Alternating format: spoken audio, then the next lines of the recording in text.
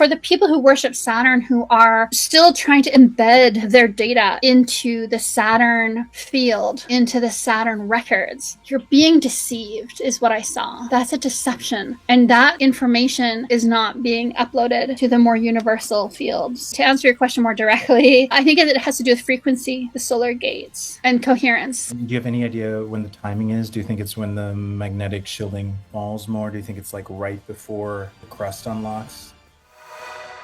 Where did we leave off on those questions? Sasha, I think you said Canada doesn't fare well, but do you have any idea where you end up? Canada and or the United States? And then are you guys up for taking questions besides mine and Ulrich's? I think we're up for questions. I do wish the conversation had been recorded. And I'm just trying to figure out in my mind how we can do that, because I really do think some of this information, I would like it to get out. If anyone wants to talk to me about Harsan, any knowledge that you have, maybe your grandfather told you about it, or maybe the group that you're in has let you in on some information, please reach out to me because I'd like to talk about it. magicandthenoise@gmail.com. Some of the data that comes through, we talk about, some we hold back a little bit.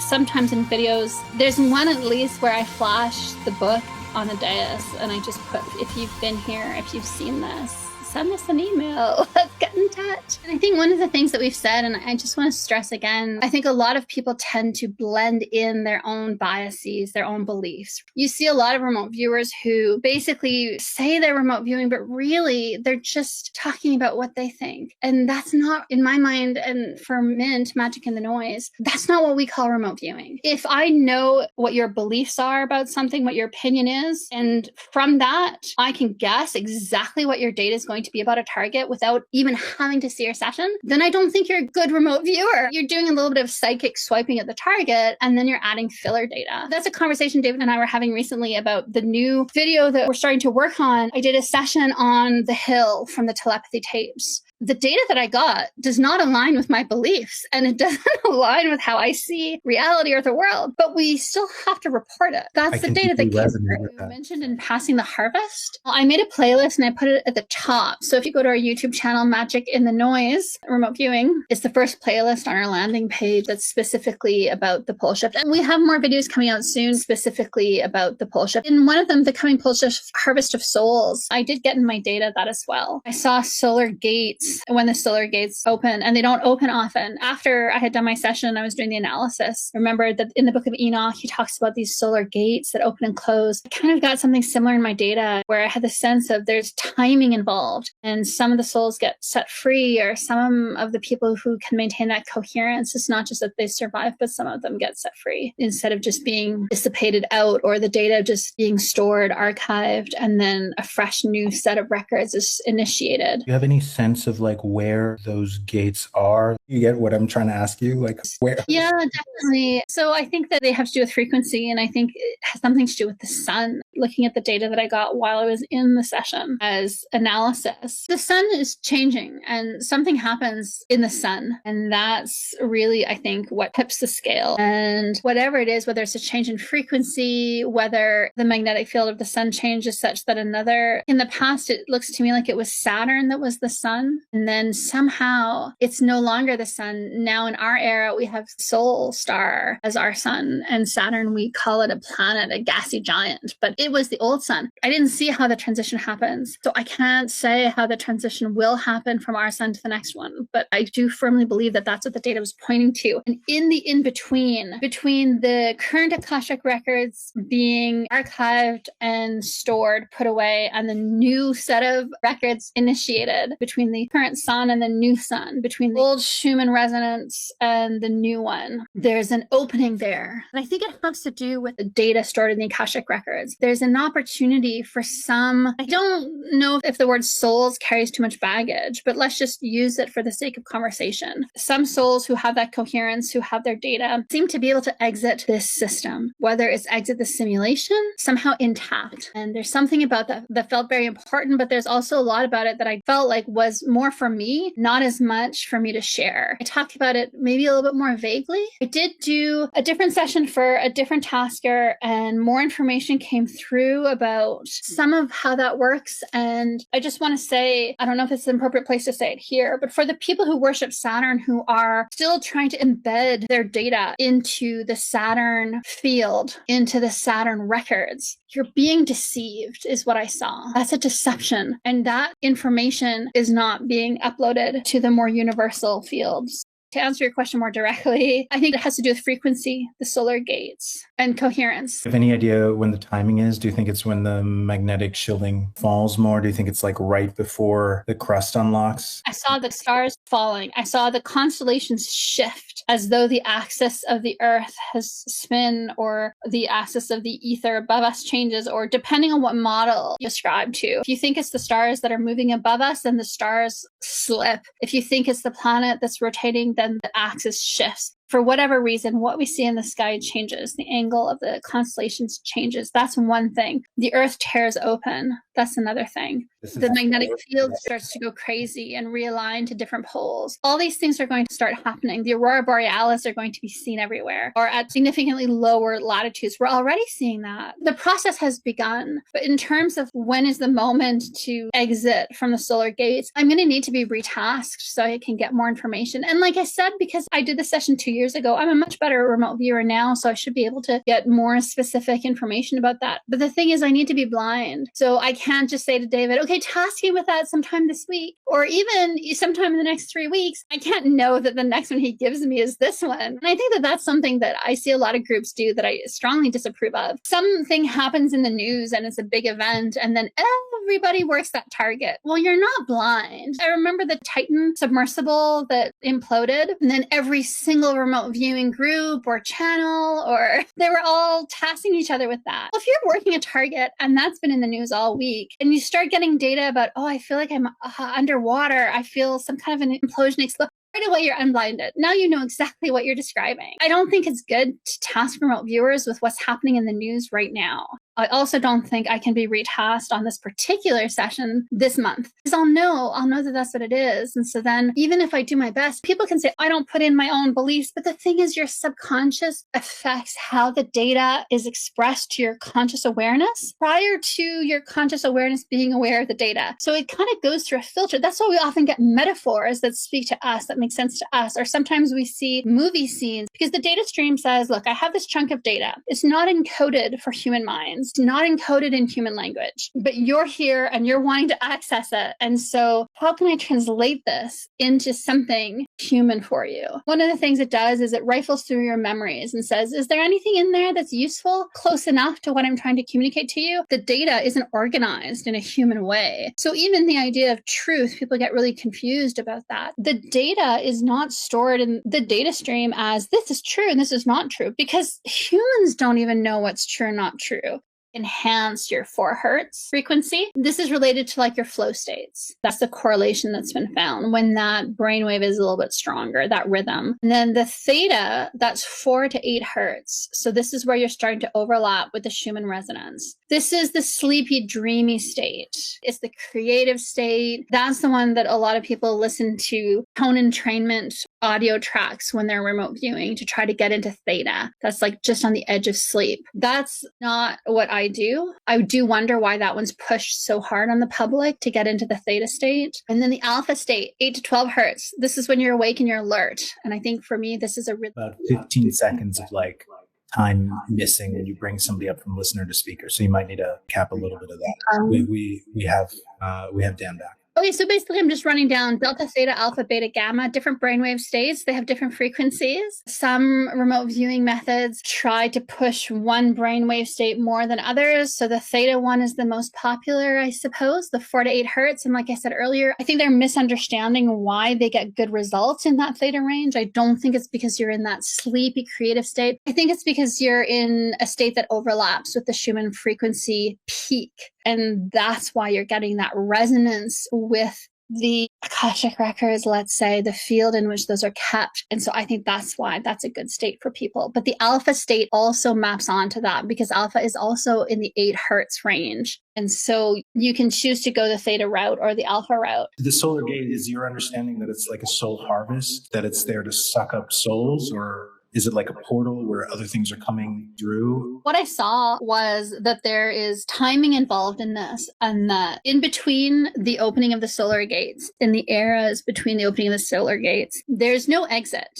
At these particular times, when the polar flips occur, when the magnetic field collapses, when the Akashic records are reset, maybe when the sun, maybe a new sun takes its place, something happens such that there's an exit point. You can exit if you can hold on to your coherence, your individuality, I suppose, your record set, your data, and exit the system and exist beyond it. And this is the time. If you don't, again, I'm not sure about saying this on a recorded space, but I'll try it and we'll see what comes of this if I end up being punished for saying this. But if you don't, then what I saw was your data gets stored in the Akashic records, however you want to call that. People have different names for it. I'm just using Akashic records because that's the one a lot of people know, but other people might have different terms that maps onto the same thing. If you don't exit, then your data gets archived into the Akashic records, but those records get kind of closed. Like I said, I was able to access the records before ours, but it hurt to do it. It really hurt my heart, my chest. Once those records are closed, then what I saw was it's reset. Everything is reset. Everyone is reset.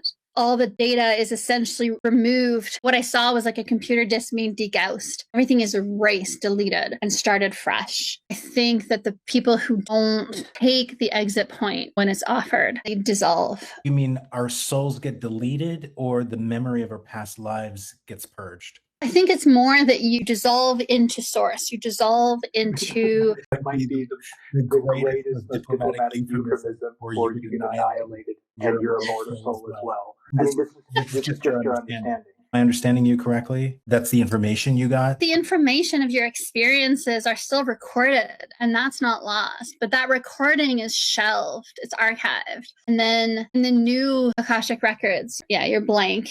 All the previous information has been archived, stored, and now you're here without it. And so you're starting fresh, blank slate. I'm not talking about my beliefs, because again, the data that comes through, it's not what I believe or what I think, it's the data that I'm given. And so I have to make sense of it. It looks to me as though when people talk about they've had more than one lifetime, past lives, you're going to start fresh. No past life, no memories of past lives. You're not bringing anything with you. One of the things I used to always think when I was younger was I should learn as many languages as I can, as many instruments as I can. I should learn chemistry and physics as much as I can so that in this life, I may not have the best opportunities, but when I die, hopefully I'll bring some of that. And I remember thinking that even when I was very, very, very young, I think you're not going to be bringing anything forward into the next era because the raw data was everything gets reset. The data gets deleted. You get a new sun. You get a new rebirth. It's like a resurrection of the new blank Akashic records. So a new chance to create something new. And it was presented to me as much in a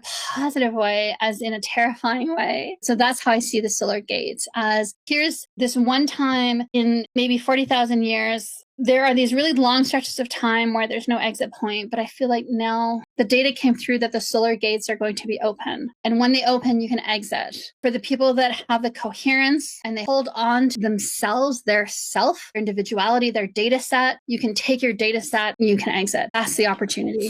Does it have to do with frequency? To a certain extent, yeah. In order to have that coherence, you have to have a certain frequency. I think that is definitely part of it. I had the wrong understanding. I thought it was here. Well, maybe I had the right understanding, but the negative spin on it. I didn't realize that they give people the opportunity when they get a fresh reset to at least archive the data in some sort of storage. I'm really glad you went into it. What that was, or maybe what that solar gate is something called the music of the spheres. If anybody knows what that is, I mean, I barely know what it is. I just sort of experienced it. I've heard some other people talk about it who study this type of thing. I've experiences like this. Well, your intuition is right. It does have to do with frequencies. Each celestial body having its own frequency. I was saying earlier, you have Saturn, which was the Har sun. And then that was replaced by our current sun, which we call Sol. That's the name of the star. And that's our current sun. And then we'll have a next sun. And so that idea that each sun or each era has its own frequency, interacts with the earth in a slightly different way because the sun itself has slightly different intensity. The solar radiation is slightly different. And so what that means is that the ionosphere is going to be slightly different at a different height, at a different thickness. And that's going to impact the standing wave that we call the Schumann resonance because it's bouncing off the ionosphere and the surface of the earth. And the height of the ionosphere is what determines where the bounce happens. So that determines what frequency it is. So if the old sun, Har sun, Saturn, if that sun created an ionosphere that was significantly, let's say, lower, then the Schumann frequencies would be different. And so then the frequency you have to tune into in order to interact with the data stream, with the data that's held in our magnetic field. Let's say, if you think of the magnetic field as a magnetic tape and all our experiences are recorded on this magnetic tape that's just out there, then that's specific to the sun. So the idea of frequency having something to do with it, I think definitely yes. I think sometimes people get a little bit over reliant on Muse or things like this. Oh, am I at 7.83 or am I at 7.92 in terms of the hertz of the frequency of their brainwave? I don't think you have to be that specific. And I think you can feel it inside yourself. So when you have experiences, you'll feel when you're in resonance, frequency, the symphony of the stars, all of that. It's always talking about this exact same thing. It's how we are vibrating energies and how we work together and how we can find the resonance. If there's something that is social stigma, but it doesn't put your life at risk to share it. I mean, if the end of the world isn't the time to share it, I honestly don't know when it is. Some of the things I hold back because the data stream is like, I'm giving you this, but this is maybe just for you to understand and make sense of. And I try to honor that. Some of it I hold back because I don't want to die in a mysterious car crash next week. And I know that that does happen a lot. I do agree with you, Doomer, that the end of the world is nigh. Then you want to share the information. But I feel as though my remote viewing skill has grown so much over the last 2 years. And especially now that I'm using my method, FSI, I'm getting data that honestly is startling even to me. And I feel as though I still have a lot to contribute in terms of helping the data stream get information out there. I feel like there's a lot that I can still do and collect data that you might need that could be even more helpful than what we've talked about today. I think we can help each other and I think we can save a lot more people. And I don't think there are a lot of people that are trying to save us. I know some people are relying on the aliens to save us. Maybe that'll happen. Awesome. Maybe it won't. And some people think the government will save them. Maybe the government will. Maybe your government will. I don't think my government will. I want us to help each other. I want us to talk about these things. So that's the sensitivity about that. I don't know if this is appropriate to say and we're recorded. So, but I'm just going to say it, put it out there. Make yourself valuable. Nobody knows when the bulk of this is going to happen. We can say maybe 2032, 2035, 2042, 2027. Nobody quite knows. Have some time to prepare, but you don't have forever is my impression. So I would say if you can be of value in a significant way to your community, to your neighbors, to your society, if you want a ticket to the bunker that the government has, then make yourself valuable to them. For me, I think improving my remote viewing accuracy and precision hopefully gets me a ticket into the bunker because I can predict what's coming. I can tell you when it's coming. I can tell you where it's going to happen. I can give you details about it. I'm not just giving you a vague, oh, I think I saw this. I'm not just telling you what I believe. I'm actually going into the data stream and bringing data back from the data stream. And so that's how I guess I'm seeing myself as trying to be of value to the people who maybe will be able to protect me when things fall apart. So I think that would be something. But even just making yourself useful to your community, maybe as a community, you can come together. I don't think it's going to happen overnight. I think you're going to see, like I said, when the stars start to fall, when aurora are going off everywhere every night, that's when you need to start looking at your neighbors and saying, what do you guys think about building a big hole in the ground in one of our backyards and putting some food down there, maybe some beds, maybe some Faraday shielding? As much as you can do where you live, can you learn learn about what plants to use for medicine? Can you learn how to do woodworking that doesn't need power tools? Find your moral center and your connection to however you see God or source or the creator of this reality, the underlying consciousness field that you resonate to. You might define it differently, but work on that connection. I've had a lot of spiritual experiences and psychic experiences, which to me are two different categories. But I've known since I was very young that there were going to be major changes. Basically, I would live in two different worlds. And my source, what's my source? It's a gut feeling that comes in. Here's the thing that's interesting. Your gut feeling, oh, somebody's looking at me from behind. Typically how you hear about a gut feeling, or maybe a simple decision like, ooh, I don't feel good about that decision, right? Very simplistic, right? But the truth of it is, in my opinion and experiences, is that you can draw upon that much more complex information. It's very like a fractal. It's very compressed. If you know how to do it, you can actually extrapolate a lot of information out of that. But this is something that I've been doing since I was a kid, essentially. So I kind of figured out how to do this. And God would be the source, one way I could say it. Yeah, that I would live in two different worlds, and that there was going to be this period of time where it was going to be the in-between time. That would be the worst time. And we're already in that. In my opinion, we started around COVID is when we started to enter into that phase. Personally, that's my opinion. And also, just for disclaimer, don't listen to anything I say, from a legal perspective. So I'll just throw that out there. There's two parts of this for me. I've always kind of done just more of a logical approach. If you break down natural disasters, earthquakes, fires, whatever, any possible thing that just reasonable, but just be reasonable about it, right? Things that might affect you directly. You kind of find that there's some common elements that end up across all the kind of categories. Filter for clean water, some amount of food storage, things of that nature. A person can kind of figure that out on their own, but that's one level of preparation. It's materialistic, and everybody has a range that they can do. Some of it's just information, right? You can have no equipment and money and kind of go like, oh, just knowing where water sources are might be important, right? Out in the wilderness, right? So I'm just saying, there are kind of levels to that approach that you can take, which they don't have to be extreme. But the other part for me, at least directly, that's been extremely important is the pursuit of the spiritual development. Like Fringe said, getting right with God. So meditation is an opportunity for you to start to move into a space where, in my opinion, you start to interact with the other part of yourself. Again, there's different models. I'm going to give you one model from my experiences. There's the human part of you, which is inside the simulation. And there's the other part of you that's not in the simulation. Both parts of you are real. But your ability to communicate with the other part that's outside the simulation, that is not necessarily as well understood or developed and things of that nature. But there are tools that can kind of help you start to move in that direction. So if you meditate more frequently and you pay attention, this is one of the things that's important. I'm an engineer, so I'm always looking at analysis and analytics and feedback, and I'm constantly kind of refinement and improvement and optimization, even within the psychic and spiritual space.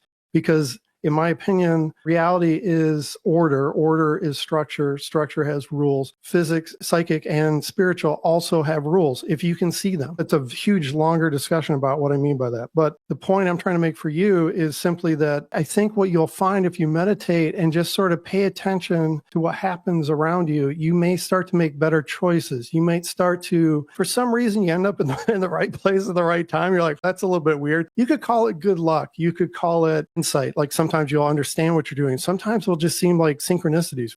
Notice if that kind of improves. So for me, I would say, and this is a very long discussion because I've gone I've meditated for 4 days straight. I have lots of understanding and experiences and even capabilities that I don't necessarily really want to talk about too much in a public space, but people have experienced them. And so for me, this pursuit has been more useful. It's more real in a lot of ways. Most citizens or public would not see it the opposite that I see it. So I'm trying to suggest, as somebody who might just be starting out, even something like meditation can end up changing your life or helping you out in a situation where you really need it for you and your family. To pay attention to your gut instinct, to try to cultivate these things. And there are tools, like remote viewing is a tool, one tool out of many, but it can, through a structured approach for some people, it can help kind of get you more comfortable with that space if you've never experienced it. So Interestingly, remote viewing is a teachable skill, and remote viewing is essentially applying science to psychic ability, which means in theory, and I've seen it work with a lot of people, so it should work, it should work in a general sense for everybody, is that if you follow it to a certain degree, you will start to experience proof of psi for yourself directly. That's what's important, direct experience. And once you have that experience, you gain confidence. And once you get confidence, you can move even faster. So that's kind of my little